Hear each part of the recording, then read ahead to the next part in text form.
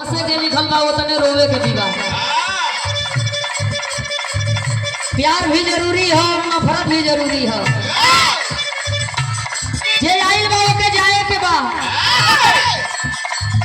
धरती पर दू गो चीज सत्य बतावल गई, एगो माई है, दूसर की मौत। माँ ना होती, हम ना होते, हम ना होती, मौत ना होती। जाए के तो बैठले बा, लेकिन जिंदगी में अगर मजा उठावे के होखे तो राम केवल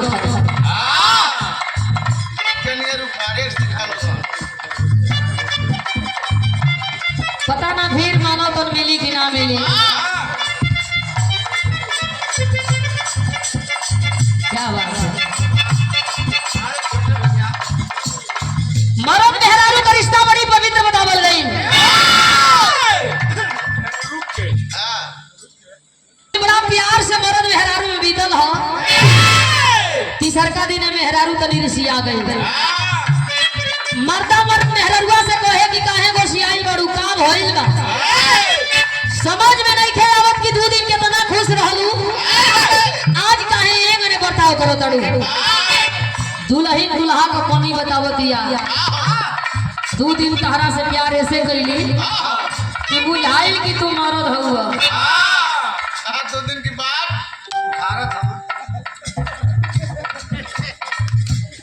और ना तो कहत रहो कि काहे रिसियाइल बड़ू, काहे दूरे दूरे रहत रहो।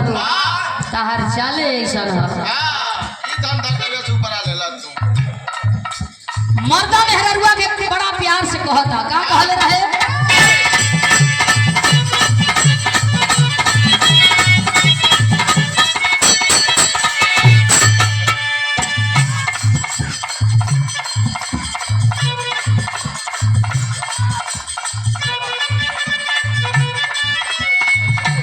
सभी सा अगर लगे लायक होगे तो लगा लो।